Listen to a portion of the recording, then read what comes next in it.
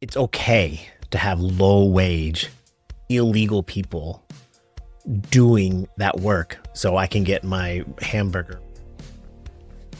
Are you just an Uber driver? Hi, my name is Levi, and this is the Daily Drive podcast. The Daily Drive podcast is brought to you by Mile IQ. Okay, are you just an Uber driver? That's a great subject. In this podcast, I'm going to talk about that, my feelings toward that kind of language. I'm definitely going to give you my ride, and then I'll answer your questions at the end. First, let me tell you about my ride.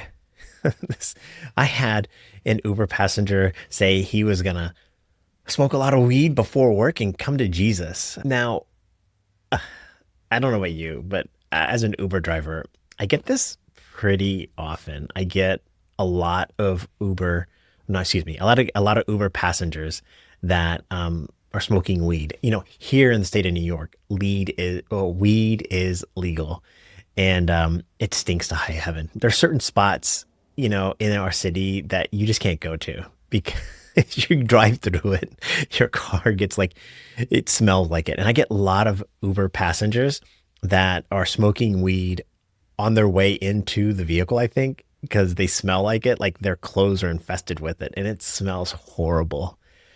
But what it made me think about is, quite frankly, just what we do for a living.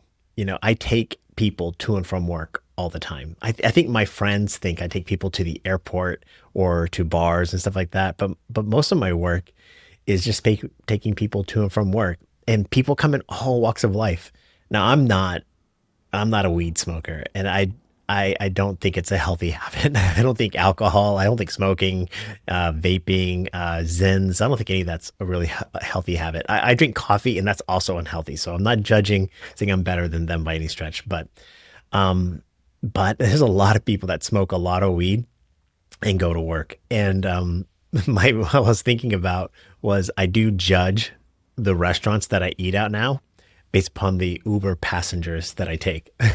So the restaurants that I take people to work and they smell really bad. They've been smoking weed and they tell me, "Oh, I'm the head chef. I'll never eat at that restaurant."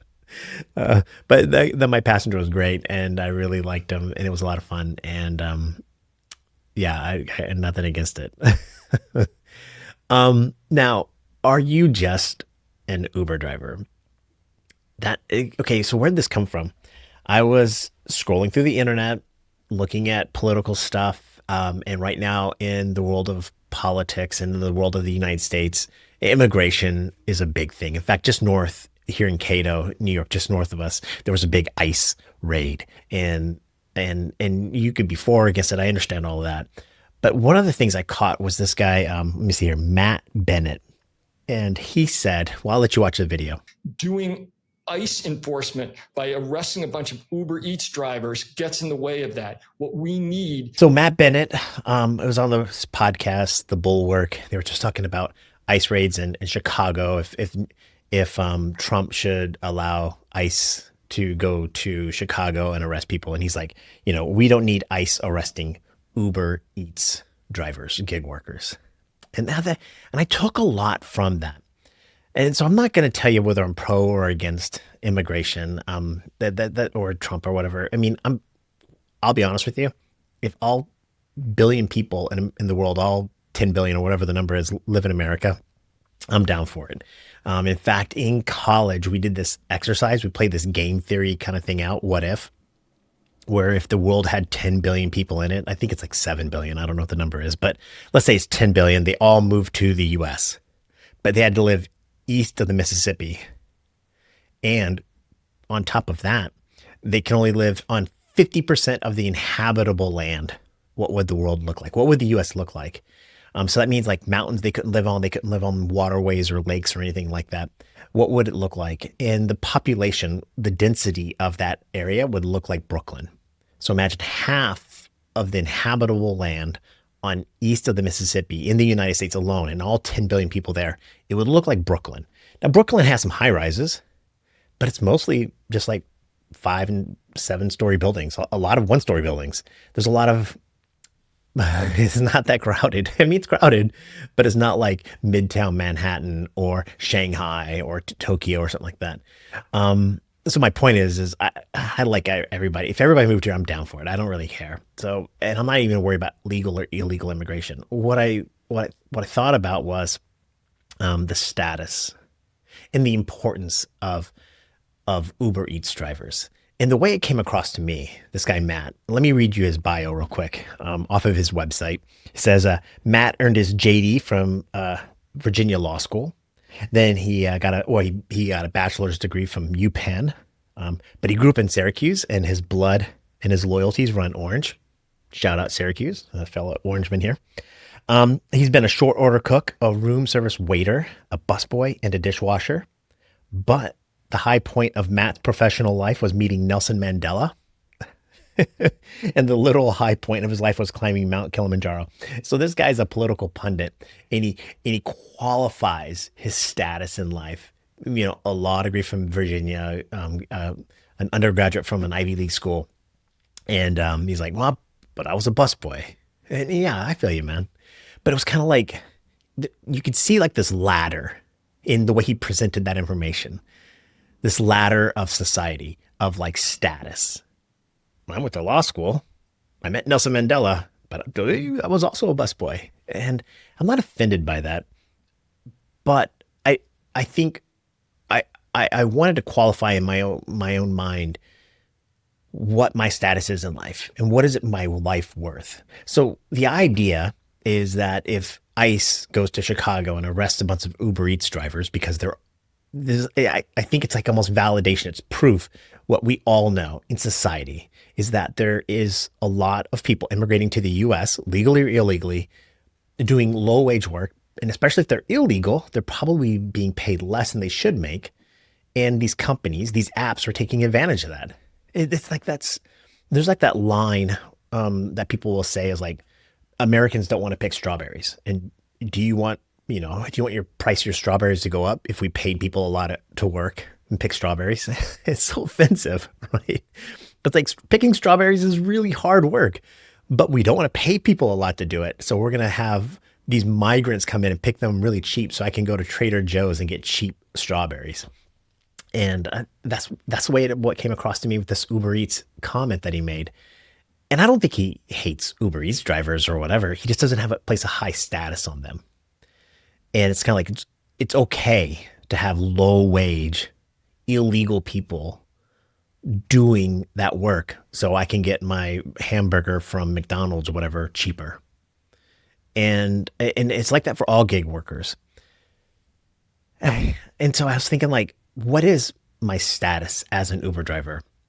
And I was on this my walk and I was thinking about my status. Like, am I really low on the rung, the totem pole, or whatever of human society? I'm very down there at the bottom, not at the top. You could put Michael Jordan or Donald Trump or whoever, Bill Gates or whoever, these billionaires, Oprah, whoever at the top, and then low wage people, Uber Eats drivers, Uber drivers like me, are we at the bottom? And it doesn't matter. It just doesn't matter. And I think there's two answers.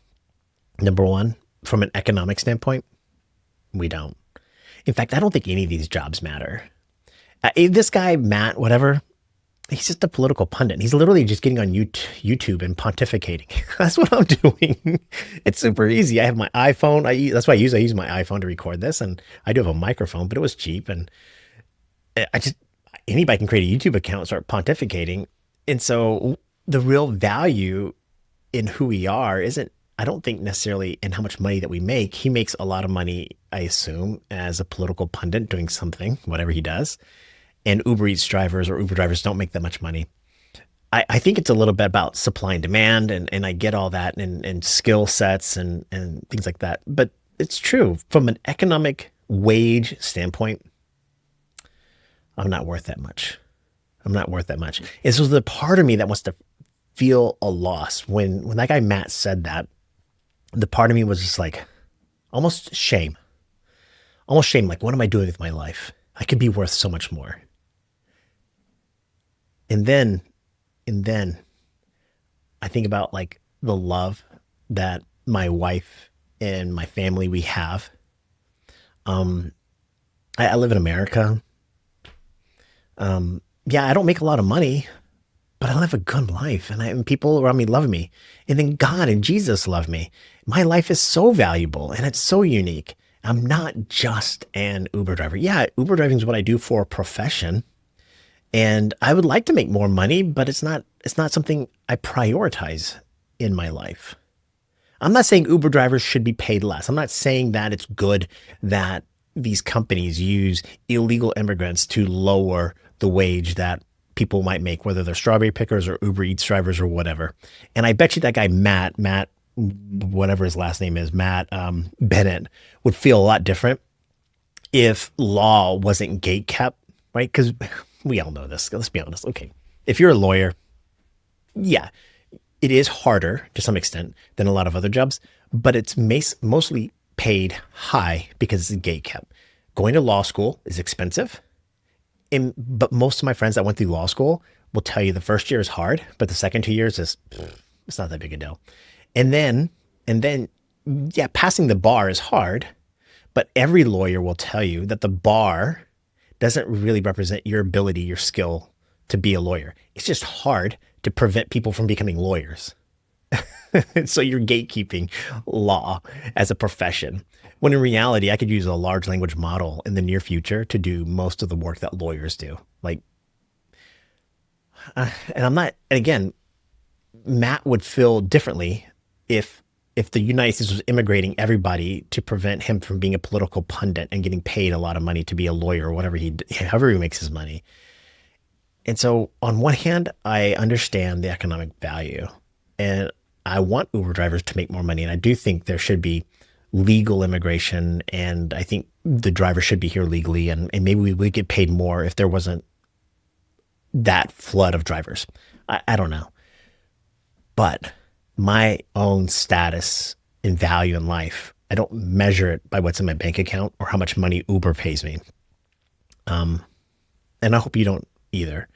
I don't think you should do it for less than what you want to get paid. If you want to make more money, yes, go become a lawyer. Go be a political pundit like Matt. He's in this thing called the third way, like a third political party. I don't know, whatever. If you want to make the kind of money he's making, go do your own thing. There's money to be made out there. It is America. Just understand that your value isn't just by what is in your bank account. I think you're worth a lot more.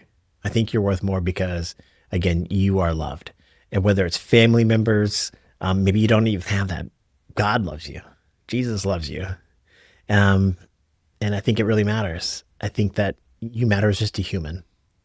And yeah, I don't know. It seems so deep and philosophical that I took all that from that one guy's little comment. It just struck me. It just struck me. And I think, yeah, I just wanted you to hear that. And I wanted to say it for my own validation too, because sometimes, a passenger will get in the car and it's the way they ask questions. It's kind of like, why are you an Uber driver? What have you done with your life? And sometimes I even ask myself that because I want to make more money, but then I, I like the way my life is set up the way it is right now. And I'm willing to work for the price that I'm being paid. I want to make more and I want you to make more. But I think if you really, really, really want to make more, don't be an Uber driver. There you go. We'll leave it at that. Um, all right, we got a couple of questions here. Let me see if I can pull those up here. Oh yeah, that's right here. I had to go look at my questions here. Um, Jerry talked about getting paid $20 in a roll in two rolls of quarters. Jerry, man, you know what that made me think about when I saw that is I love every tip. I love. Oh, honestly, I like the compliments. I wish Uber had left that thing where people can type messages to you.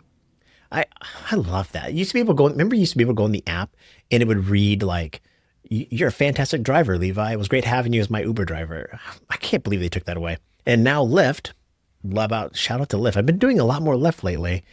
Um, that Lyft has said you can have be a favorite driver, and I got that the other day. Somebody said you're a favorite, And I don't know what that means. I mean, I know that they might be able to request me. That's really cool. But yeah, I take a $20 in pennies if I got them, because it's a gesture that I really appreciate. So I imagine you felt the same way. Brandon, we were talking about an old video I made a long time ago about $2.83 a fare. I think it was the rideshare professor was saying that you should never take a $2.83 fare. And, I agree for the most part. $2.83. This is a couple of years ago, but doesn't really matter. Inflation's not that big of a deal. You should, $5 fare, whatever. Put that with somebody who thinks their muffler is more important than anything else. $2.83 fare. No, you shouldn't take it. $5 fare. No, you shouldn't take it in the grand scheme of things. But there are reasons to take it. And I don't judge people negatively for taking them. The other day, I was down in Ithaca, Ithaca, New York, and another rideshare driver was showing me he's getting quests, like little promotions. Like if you complete 5 rides, you get $20 or whatever. He was getting these little micro promotions. I don't get those, and I drive in Ithaca, and I was jealous. But my point is like for him to take a $5 ride or a $2.83 ride, the promotion was like $5 a ride. So in his mind, it's like $7. It's a $10 ride. So a $10 ride to do 5 minutes worth of work is totally worth it. So a $2.83 ride by itself, no, of course not. But if you're completing a quest, if you're completing a promotion, if it's just around the block or if it's in the direction that you want to go, maybe it is worth it. So I hate being definitive about exactly what you should do. So when I see that, Brandon, that's what I thought about. So thank you for commenting. That was an old video, so bringing that back up. Michael asked about scheduled Lyft, why I don't take scheduled Lyft rides. I do. I do take them. The problem with Lyft scheduled rides to me is primarily they're paid almost the exact same as a regular Lyft ride. And the only way you can make more is to get into the hot spot of a Lyft ride before that ride starts. So I do like Lyft scheduled rides if they are en route to where I want to go, if they fit within my schedule. But I don't look at them from a very big money making standpoint. Whereas Uber scheduled rides, they tend to pay me about a little bit more. So a good example would be Syracuse to Binghamton is about a $50 ride normally. But on a scheduled ride, I get paid like $80, $90. Whereas Lyft, I'd probably still make 50. So if that makes any sense. So I do go into Lyft scheduled rides way too often, and I do scroll around them but I only take maybe 2 or 3 a week at the most. So there's that. Yeah. What are you guys thinking? Do you like this format of the podcast? I know I rambled a little bit about value today, and I don't know if that meant anything to you, but it meant a lot to me. And you mean a lot to me. That's why I wanted this podcast to be about. If you're a driver for 2025, I want you to drive your way. I want you to be safe, healthy, and happy. I want you to enjoy it. I want you to make as much money as you possibly can. I really do. And I want you to know that I am cheering for you. Be well. Bye.